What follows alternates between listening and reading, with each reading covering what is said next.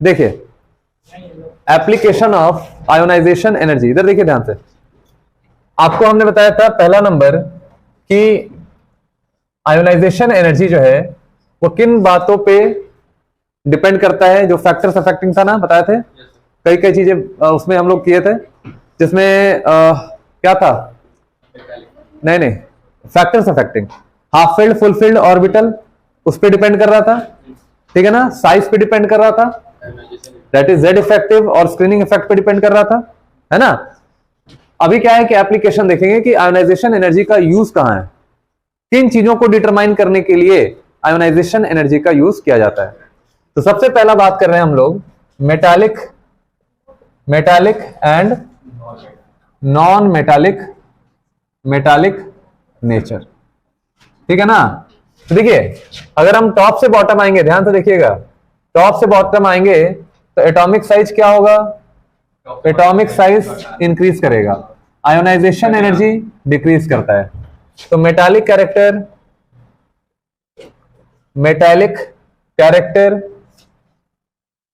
Character ऊपर से नीचे आएंगे तो इंक्रीज करता है। तो आयोनाइजेशन एनर्जी और मेटालिक कैरेक्टर में क्या रिलेशन हुआ, इनवर्सली का, है ना। तो metallic character is inversely proportional to क्या, आयोनाइजेशन एनर्जी। इसको हम बॉक्स में डाल देंगे ऐसे, ठीक है, पहला बात। दूसरा देखिए, दूसरा हमारा होता है रिड्यूसिंग पावर। दूसरा क्या हो गया, रिड्यूसिंग पावर। देखिए लॉस ऑफ इलेक्ट्रॉन का लॉस कौन करता है, जिसका साइज ज्यादा होता है। अगर लॉस ऑफ इलेक्ट्रॉन कोई कर रहा है तो वो क्या कहलाएगा, मेटल कहलाएगा। तो मेटल का काम है इलेक्ट्रॉन को लॉस कर देना, है ना। तो ऊपर से नीचे देखिए, जितना जल्दी इलेक्ट्रॉन लॉस करेगा उतना ही आयोनाइजेशन एनर्जी कम होगा। तो आयोनाइजेशन एनर्जी अगर कम है तो लॉस ऑफ इलेक्ट्रॉन की टेंडेंसी, लॉस ऑफ इलेक्ट्रॉन जो है ये बहुत ज्यादा है ना, इलेक्ट्रॉन को लॉस करने का पावर बहुत ज्यादा होगा। तो अगर आयोनाइजेशन एनर्जी कम हो गया तो इलेक्ट्रॉन के लॉस करने का पावर बढ़ेगा। और आपको पता है कि लॉस ऑफ इलेक्ट्रॉन जो है ये क्या कहलाता है, बोलो, लॉस ऑफ इलेक्ट्रॉन कहलाता है ऑक्सीडेशन। और जिस भी स्पीशीज में ऑक्सीडेशन होता है वो रिड्यूसिंग एजेंट का काम करता है, रिड्यूसिंग एजेंट का काम करता है, या हम इसको रिड्यूसिंग पावर कहते हैं, सही है ना, रिड्यूसिंग पावर कहते हैं। तो अब ये बताओ मेरे को कि ऊपर से नीचे आने के बाद लॉस ऑफ इलेक्ट्रॉन का टेंडेंसी बढ़ेगा या घटेगा, टॉप से बॉटम इलेक्ट्रॉन के लॉस करने का पावर बढ़ेगा या घटेगा, बढ़ेगा। तो जब बढ़ेगा तो रिड्यूसिंग पावर भी बढ़ेगा, है ना। तो अगर टॉप से बॉटम लॉस ऑफ इलेक्ट्रॉन की टेंडेंसी बढ़ेगी तो रिड्यूसिंग पावर भी, हाँ, रिड्यूसिंग पावर भी बढ़ेगा। तो चलिए, इलेक्ट्रॉन के लॉस करने का पावर क्यों बढ़ा, क्योंकि साइज बढ़ता है, सही है ना। ऊपर से नीचे टॉप से बॉटम आने पे क्या होता है, साइज बढ़ता है। साइज बढ़ेगा तो आयोनाइजेशन एनर्जी घटेगा। तो अब बताओ कि रिड्यूसिंग पावर और आयोनाइजेशन एनर्जी में क्या रिलेशन है, इनवर्सली का रिलेशन है। तो यहां लिखेंगे कि reducing power is inversely proportional to, क्या लिखिएगा, आयोनाइजेशन एनर्जी। इसे भी आप बॉक्स में डालेंगे। चलिए तीसरा नंबर में क्या, रिएक्टिविटी, है ना। रिएक्टिविटी देखिए, रिएक्टिविटी। चलिए टॉप से बॉटम आने पे साइज क्या होता है बेटा, बोलिए, बढ़ता है, आयोनाइजेशन एनर्जी घटता है। तो इलेक्ट्रॉन के लॉस करने का पावर, हाँ, लॉस ऑफ इलेक्ट्रॉन की पावर बढ़ेगी ना, तो रिएक्टिविटी बोलो बढ़ जाता है, सही है, रिएक्टिविटी बढ़ेगा। तो याद रखिएगा ऊपर से नीचे आने के बाद जो रिएक्टिविटी होता है वो आपका इंक्रीज करता है, on going from top to bottom, है ना। तो ये चीज ध्यान रखिएगा। अगर हम लेफ्ट से राइट आते हैं, देखो लेफ्ट से राइट आते हैं, तो लेफ्ट से राइट आने के बाद जो साइज होता है वो क्या होगा, बोलो, साइज घटता है ना। क्यों घटता है, क्योंकि जेड इफेक्टिव बढ़ता है। तो अगर हम रिएक्टिविटी की बात करें तो इफेक्टिव न्यूक्लियर चार्ज बढ़ेगा। तो इस केस में जो हैलोजेंस जो होते हैं आर क्या हुआ, हैलोजेंस मतलब फ्लोरीन, क्लोरीन, ब्रोमीन, आयोडीन, इनको हैलोजेंस बोलते हैं, जो सॉल्ट का फॉर्मेशन करते हैं। जैसे सोडियम क्लोराइड, Cl है ना, यहाँ पे कॉमन सॉल्ट जो खाते हैं, है ना, NaCl। तो halogens are highly reactive, reactive elements. Halogens क्या होता है? हाईली रिएक्टिव एलिमेंट्स होते हैं, ठीक है, इन नॉन मेटल्स, ठीक है। तो एक तो 17th वाला ग्रुप जो है वो हाईली रिएक्टिव निकला। दूसरा कि फर्स्ट ग्रुप जो होता है, first group elements are highly reactive, ठीक है, अमंग मेटल्स। किसमें? Among metals. तो अगर मेटल्स की बात करें तो आपका जो फर्स्ट ग्रुप का एलिमेंट होगा वो ज्यादा रिएक्टिव होगा, और अगर नॉन मेटल की बात करें तो जो आपका 17th ग्रुप यानी हैलोजेंस जो होगा वो ज्यादा रिएक्टिव होगा। क्लियर हो रहा है? सबको समझ में आ रहा है? चलिए नेक्स्ट में देखिए बेसिक नेचर। चौथा पॉइंट में देखिए बेसिक नेचर। अब यहां देखो ध्यान से, बेसिक नेचर में जैसे मान लीजिए लिथियम हाइड्रोक्साइड है, इसको ध्यान से देखिएगा, बात नहीं कीजिएगा। फिर NaOH है, फिर बोलो KOH है, फिर RbOH है, फिर CSOH है, यही है ना? अब हमको ये बताइए कि ऊपर से नीचे आने के बाद बेसिक नेचर बढ़ेगा या घटेगा? बेसिक नेचर का क्या मतलब है? कितना जल्दी OH को बाहर निकाल देगा। नहीं समझे बात को? बढ़ेगा ना? क्यों बढ़ेगा? क्योंकि सीजियम का साइज बहुत बड़ा है और यहां से OH जल्दी निकलेगा कि नहीं निकलेगा? बोलो, बॉन्ड एनर्जी कम, तुरंत निकल जाएगा। तो यहां पे देखिए अगर Li+ बाहर चला गया, OH- बाहर गया, इस केस में CS+ और OH- बाहर गया, तो यहां पे जो रिमूवल ऑफ OH है वो इजी है ना? इजी रिमूवल ऑफ किसका? OH। तो OH का रिमूवल बहुत आसान है, इजी रिमूवल है, इसीलिए CSOH का जो बेसिक स्ट्रेंथ है वो बहुत ज्यादा होता है, हाईली, क्या बोलो, हाईली बेसिक होता है। तो आप बताओ यहां पे कि टॉप से बॉटम आने के बाद आयोनाइजेशन एनर्जी बोलो घटेगा? क्यों घटेगा? साइज बढ़ेगा। तो आयोनाइजेशन एनर्जी अगर घटेगा तो बताइए बेसिक नेचर क्या होगा? बेसिक नेचर बढ़ेगा। तो आयोनाइजेशन एनर्जी और बेसिक नेचर में क्या रिलेशन हुआ? तो basic nature is inversely proportional to क्या हो जाएगा? Ionization energy. बात समझ में आ रही है? नोट करिए इसको।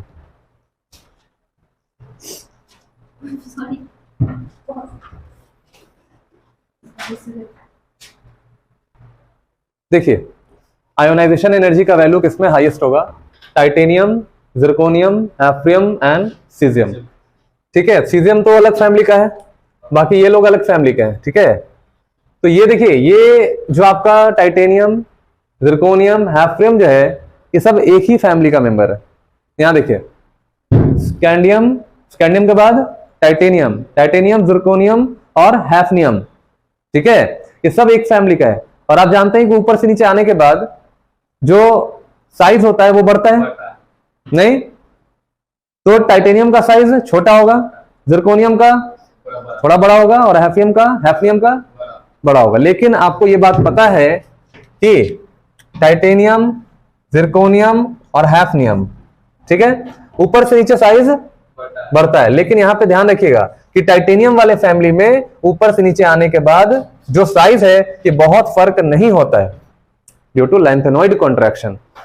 बताए थे आपको, याद है ना? नीचे F में इलेक्ट्रॉन चला जाता है। तो यहां पे देखिए जैसे आप जिरकोनियम से हैफनियम में आइएगा, देखिए यहां से जैसे ही नीचे आइएगा इलेक्ट्रॉन 4s में और कहां चला जाता है? 5d में चला जाता है। बात समझ में आ रही है ना? यहां से इधर जैसे ही आइएगा तो 4s में 14 और 5d में 10 इलेक्ट्रॉन चला जाता है, ठीक है ना? तो क्या होगा? साइज में बहुत फर्क नहीं आएगा क्योंकि लैंथेनॉइड कॉन्ट्रैक्शन है, बोलो, है ना? तो साइज में बहुत फर्क नहीं होने की वजह से यहां जिरकोनियम का जो है आयोनाइजेशन एनर्जी का वैल्यू सबसे हाईएस्ट है, इज हाईएस्ट हो जाएगा। ऐसा देखा गया है, ठीक है, कि हैफनियम का, ठीक है, सबसे ज्यादा आयोनाइजेशन एनर्जी का वैल्यू होता है। साइज में बहुत फर्क नहीं होता है, लैंथेनॉइड कॉन्ट्रैक्शन की वजह से साइज इसका बहुत छोटा हो चुका है। आयोनाइजेशन एनर्जी बढ़ता है सर? हाँ, सबसे ज्यादा किसका होगा? हैफनियम का, जान लीजिए। क्यों? साइज छोटा है ना? आप साइज का भी ऑर्डर देख लीजिएगा, आपको एनसीईआरटी में दिया होगा, डी ब्लॉक एलिमेंट्स खोलिएगा क्लास 12 का, उसमें साइज में देखिएगा हैफनियम का साइज छोटा है बाकी से, है ना? तो इसमें लैंथेनॉइड कॉन्ट्रैक्शन की वजह से इसका जो आयोनाइजेशन एनर्जी है वैल्यू वो ज्यादा होता है, क्योंकि आपको पता ही है कि इफेक्टिव न्यूक्लियर चार्ज, हाँ Z इफेक्टिव बहुत ज्यादा होता है ना, इफेक्टिव न्यूक्लियर चार्ज बढ़ेगा यहाँ पे। चलिए इस वाले कॉन्फ़िगरेशन में देखिए किसका है, बोलो पहला, ये कौन सा है एलिमेंट, गेस करिए कौन सा एलिमेंट है, ये गेस करो कौन सा एलिमेंट है। नियॉन हो गया 10, 2 12 और 1 13, 13 मतलब एल्यूमिनियम का।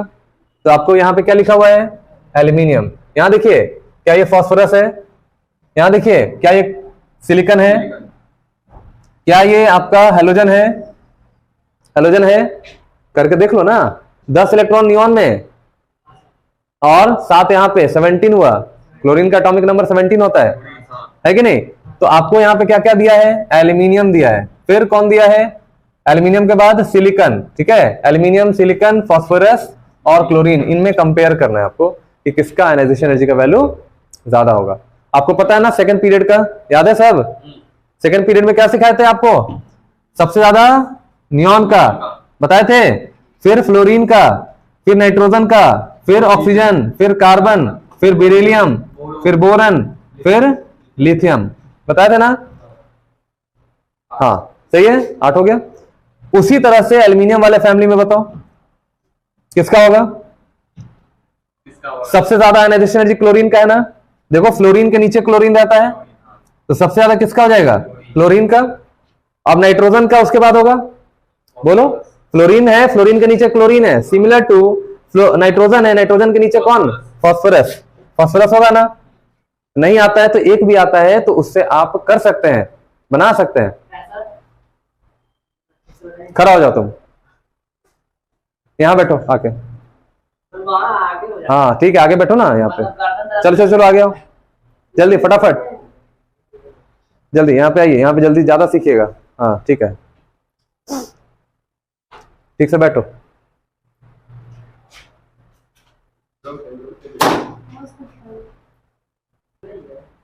ठीक है ना, सुनो ध्यान से।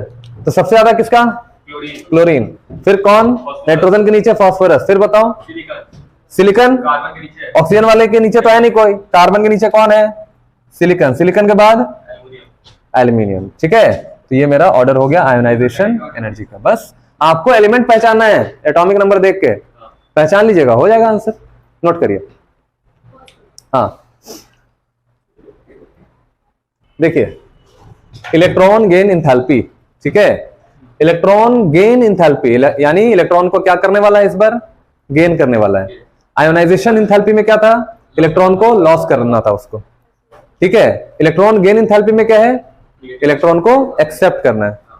आयोनाइजेशन एनर्जी में क्या था, इलेक्ट्रॉन लूज कर रहा था तो कहां से कर रहा था, आउटर मोस्ट सेल से कर रहा था। इलेक्ट्रॉन अगर गेन करेगा तो वो भी कहां करेगा, वो भी आउटर मोस्ट शेल में करेगा। बात समझ में आ रही है सबको।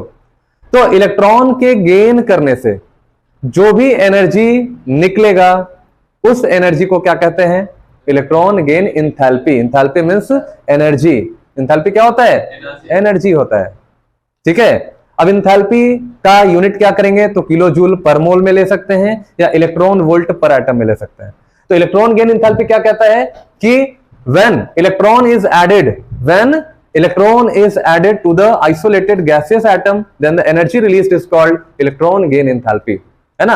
हाँ कभी कभी एनर्जी रिलीज भी हो सकता है, कभी कभी एनर्जी एब्जॉर्ब भी होता है, वो डिपेंड अपॉन द सिचुएशन और डिपेंड अपॉन द एटम, ठीक है। एटम क्या है, एटम आयन में चेंज हो गया, अनायन में बदल गया, या एटम के स्टेट में ही है ना। तो याद रखिएगा इलेक्ट्रॉन गेन इंथैल्पी का मतलब है सिंपल सा इलेक्ट्रॉन के लेने से जो एनर्जी बाहर आएगा वही इलेक्ट्रॉन गेन इंथैल्पी कहलाएगा, या इलेक्ट्रॉन गेन पोटेंशियल भी कहलाता है। क्या बोलेंगे, इलेक्ट्रॉन गेन पोटेंशियल भी कहलाता है। क्लियर हो रहा है, सबको समझ में आ रहा है। तो चलिए डेफिनेशन लिखिए, इसका पहले डेफिनेशन लिखेंगे।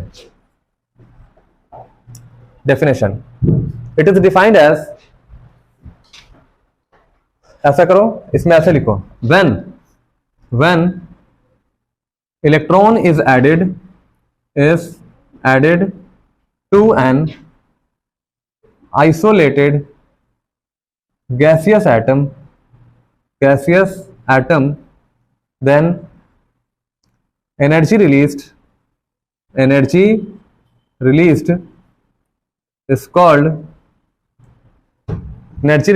called electron gain enthalpy enthalpy, ठीक है, इसको बोलते हैं क्या, इलेक्ट्रॉन गेन इंथैल्पी। तो when electron is added to an isolated gaseous atom, the energy release कर लेना, the energy released is called electron gain enthalpy, या हम इसको सिंबल में लिख सकते हैं डेल्टा एच ई जी, है ना, ये लिख लीजिए। इलेक्ट्रॉन गेन इंथैल्पी क्या होता है बोलो, इलेक्ट्रॉन के ऐड करने से, इलेक्ट्रॉन के एक्सेप्ट करने से जो भी एनर्जी निकलेगा उसको क्या बोलेंगे हम, इलेक्ट्रॉन गेन इंथैल्पी। तो इसको जो एक्सेप्ट करना है, जैसे ये एटम है ना, ये हमारा आउटर मोस्ट शेल हुआ। अब यहां देखिए इलेक्ट्रॉन आ रहा है, इनफाइनाइट डिस्टेंस से इलेक्ट्रॉन आ रहा है, तो कहां पे ऐड होगा बोलो, आउटर मोस्ट शेल में। n is equal to 1, n is equal to 2, n is equal to 3। ये 3 क्या हो गया तुम्हारा, आउटर मोस्ट शेल हो गया। और इसी को क्या बोलते हैं हम, वैलेंस शेल कहते हैं, वैलेंस शेल कहते हैं। तो इलेक्ट्रॉन कहां गेन हो रहा है बोलो, आउटर मोस्ट शेल में इलेक्ट्रॉन गेन हो रहा है, ठीक है। तो यहां पे जो गेन होगा और जो एनर्जी निकलेगा, गेन होगा एनर्जी निकलेगा, क्या बोलेंगे, डेल्टा एच इजी, या हम कह सकते हैं इलेक्ट्रॉन गेन इंथैल्पी, इलेक्ट्रॉन बोलो गेन इंथैल्पी, इसको बोलते हैं इलेक्ट्रॉन गेन इंथैल्पी। तो इलेक्ट्रॉन के ऐड होने से, इलेक्ट्रॉन के ऐड होने से जो भी एनर्जी बाहर निकल रहा है उसको बोलते हैं क्या, इलेक्ट्रॉन गेन इंथैल्पी, ठीक है। अब देखिए इलेक्ट्रॉन के ऐड होने से, सुनिए ध्यान से, इलेक्ट्रॉन अगर एटम में ऐड हो रहा है, ठीक है, तो इसको बोलते हैं इलेक्ट्रॉन एफिनिटी। इसको क्या बोलते हैं, इलेक्ट्रॉन एफिनिटी। मतलब ये एटम का टेंडेंसी होता है, ध्यान से सुनिए, ये एटम का टेंडेंसी होता है कि इलेक्ट्रॉन ऐड हो रहा है।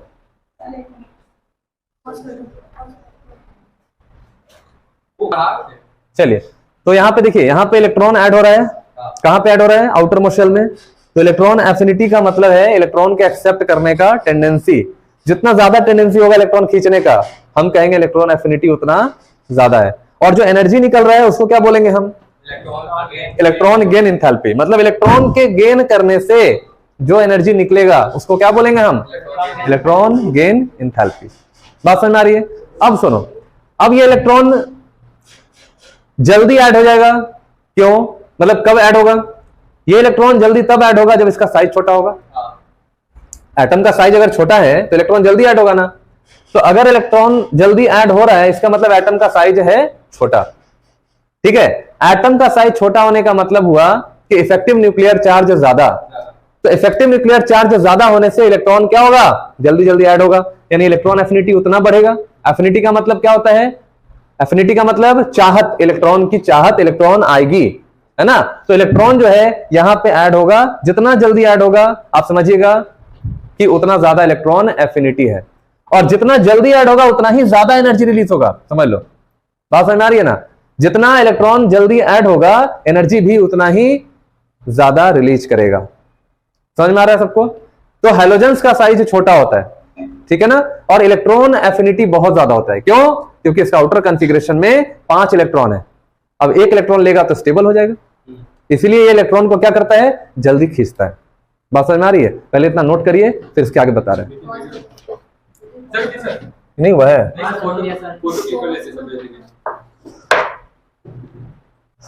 देखिए क्या कह रहा है यहां पे, tendency to accept electron is called electron affinity. Electron को एक्सेप्ट करने का टेंडेंसी ही क्या कहलाता है बोलो, इलेक्ट्रॉन एफिनिटी कहलाता है। और इलेक्ट्रॉन एक्सेप्ट करने से जो एनर्जी निकलता है उसको क्या बोलते हैं, इलेक्ट्रॉन गेन इंथैल्पी। बात समझ में आ रही है ना। तो यहां पे देखिए आपका M नाम का यहां पे नॉन मेटल है जो इलेक्ट्रॉन को क्या कर रहा है, एक्सेप्ट कर रहा है, देख रहे हो ना। और एटम कैसा होना चाहिए, गैस स्टेट में होना चाहिए, क्योंकि गैस स्टेट में एटम का एनर्जी ज्यादा होता है ना, और उसको इलेक्ट्रॉन एक्सेप्ट करने का भी टेंडेंसी ज्यादा होता है। सॉलिड स्टेट में एनर्जी कम होता है तो एक्सेप्ट नहीं करता है, और आइसोलेटेड एटम होना चाहिए, अलग अलग, ऐसा नहीं कि बॉन्ड बना होना चाहिए। समझ आ रहा है, बॉन्डेड एटम नहीं होना चाहिए। तो इलेक्ट्रॉन एफिनिटी का कॉन्सेप्ट हमेशा आइसोलेटेड एटम के लिए होता है। बात नहीं समझ रहे हो, समझ में आ रहा है सबको। नहीं सर, क्या बोल रहे हैं कि इलेक्ट्रॉन एफिनिटी का कॉन्सेप्ट या आयोनाइजेशन एनर्जी का कॉन्सेप्ट ऑलवेज आइसोलेटेड एटम, अकेला एटम्स का होता है। जैसे Na का सोडियम, ठीक है, Na सोडियम, उसमें से इलेक्ट्रॉन निकाला जाता है, NaCl में से तो नहीं निकाला जाता है, Na का अलग निकाला जाता है, Mg का अलग निकाला जाता है, ऐसे करके निकाला जाता है। इलेक्ट्रॉन एफिनिटी की बात है, इलेक्ट्रॉन एक्सेप्ट करेगा, और एक्सेप्ट करेगा तो ये क्या होना चाहिए, नॉन मेटल होना चाहिए ना, बोलो। बॉन्ड बना रहेगा तो पहले बॉन्ड को तोड़िए, बॉन्ड को तोड़िए, तब आप इलेक्ट्रॉन को निकालिए, ठीक है। तो यहां पे देखिए, यहां पे क्या हुआ, यहां पे ये M क्या है, बोलो, नॉन मेटल है, नॉन मेटल ही तो इलेक्ट्रॉन को एक्सेप्ट करता है ना, तो ये नॉन मेटल इलेक्ट्रॉन एक्सेप्ट करेगा तो क्या बनाएगा, इसके ऊपर एक माइनस चार्ज आ जाएगा, और यहां पे एनर्जी निकलेगा, उसी एनर्जी को क्या बोलते हैं, इलेक्ट्रॉन गेन इंथैल्पी। तो इलेक्ट्रॉन के गेन करने से जो भी एनर्जी निकलेगा उसको इलेक्ट्रॉन गेन इंथैल्पी कहते हैं। कभी कभी M के जगह पे ना यहाँ पे X ले लिया जाता है, एक इलेक्ट्रॉन ऐड होगा तो क्या बनेगा, बोलो, X माइनस। तो यहाँ पे डेल्टा H का वैल्यू निगेटिव हो गया है ना, निगेटिव वैल्यू है, देखो डेल्टा Eg। तो इलेक्ट्रॉन गेन इंथैल्पी क्या है, बोलो, नेगेटिव। तो ये आपका एक्सोथर्मिक हुआ या नहीं हुआ, निगेटिव जहां पे आया डेल्टा H का वैल्यू, तो एनर्जी निकल रहा है, यहां लिख लेना, एनर्जी रिलीज हो रहा है, तो फर्स्ट इलेक्ट्रॉन गेन इंथैल्पी देखिए, यहां पे इलेक्ट्रॉन गेन इंथैल्पी फर्स्ट वाला जहां पे एक्सोथर्मिक रिएक्शन हुआ। अब X माइनस में अगर आप इलेक्ट्रॉन ऐड कीजिएगा, ध्यान से देखिए, मतलब सेकंड इलेक्ट्रॉन गेन इंथैल्पी हुआ, जैसे आयनाइजेशन वाले में देख रहे थे, फर्स्ट आयनाइजेशन एनर्जी एक इलेक्ट्रॉन निकल गया, दूसरा फिर आयनाइजेशन एनर्जी दूसरा इलेक्ट्रॉन निकालते हैं, उसी तरह से फर्स्ट इलेक्ट्रॉन गेन इंथैल्पी हुआ, एक इलेक्ट्रॉन पहला इलेक्ट्रॉन ऐड करेंगे, फिर दूसरा इलेक्ट्रॉन ऐड करेंगे माइनस वाला में, इस वाले में, नहीं समझे बात को। और ये सब कैसा स्टेट होना चाहिए, बोलो, गैसियस, नॉन मेटल ही है, गैसियस स्टेट। तो सेकंड इलेक्ट्रॉन को ऐड करेंगे हम तो क्या हो जाएगा, X पे -2 आ जाएगा या नहीं आ जाएगा, और यहां पे डेल्टा HEG है ना, सेकंड क्या हो जाएगा, पॉजिटिव वैल्यू हो जाएगा, मतलब एंडोथर्मिक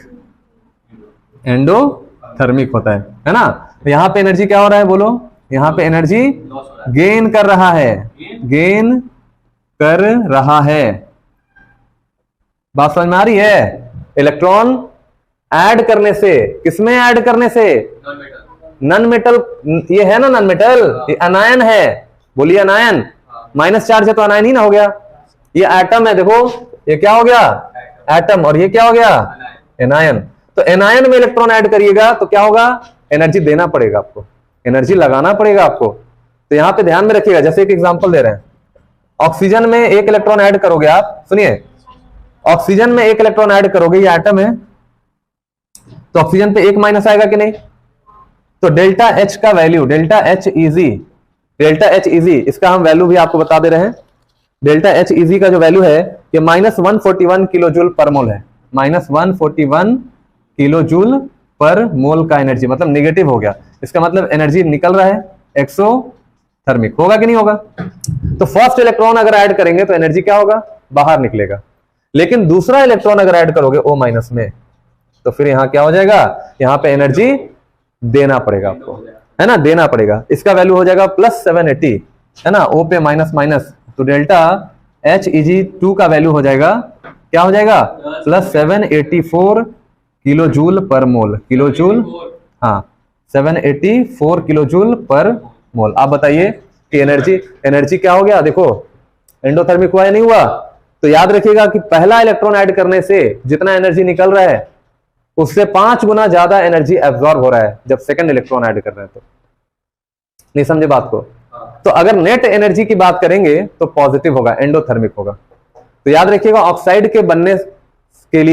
बनने के लिए एनर्जी हमेशा देना पड़ता है, एनर्जी हमेशा एब्जॉर्ब होता है। सोचो ना, एनर्जी मात्र इतना निकल रहा है, ठीक है, और ऑक्साइड O- बनाने में हमको एनर्जी इतना देना पड़ रहा। सोचो तो डिफरेंस कितना हो जाएगा, 784 - 141, कितना का डिफरेंस है सोचो,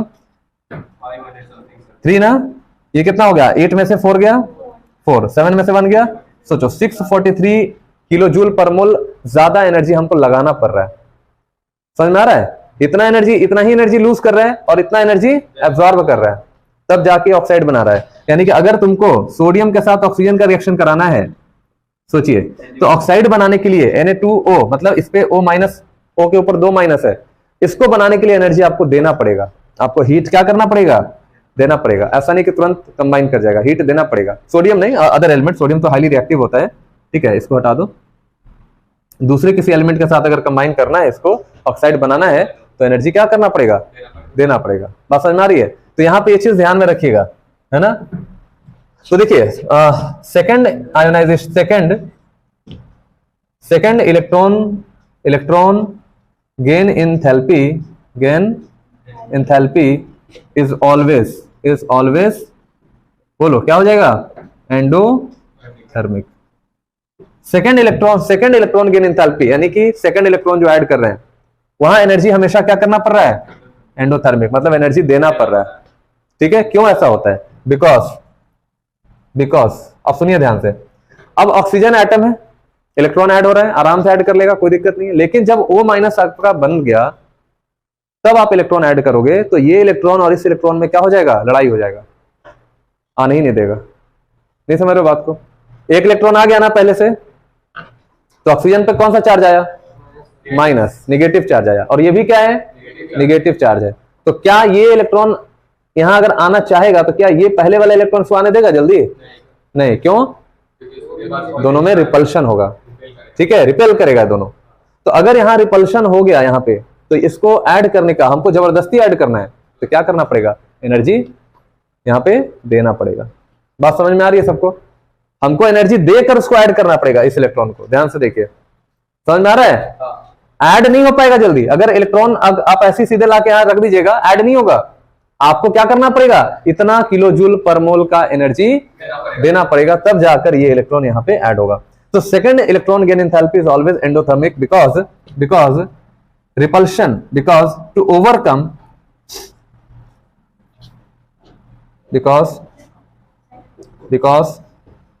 because anion formed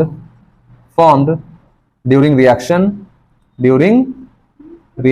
anion जो फॉर्म हुआ है ड्यूरिंग रिएक्शन, ठीक है, इस रिएक्शन रिपेल, ये रिपेल करेगा, repel incoming electron to overcome the repulsion and to add electron है ना, energy should be given to the system, याद रखिएगा, एनर्जी यहां देना पड़ेगा। तो रिपल्शन को ओवरकम करने के लिए, दोनों के बीच में जो रिपल्शन हो रहा है उसको ओवरकम मतलब, ओवरकम का क्या मतलब है,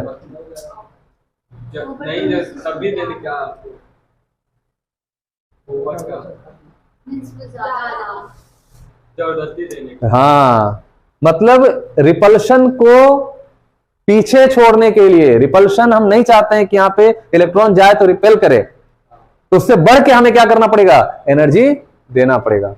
समझ में आ रहा है सबको, तो ये चीज ध्यान रखिएगा, इलेक्ट्रॉन हम ऐड करेंगे, सेकंड इलेक्ट्रॉन तो ऑलवेज यहाँ पे एंडोथर्मिक होता है। तो ये भी क्वेश्चन के फॉर्म में पूछा जाता है,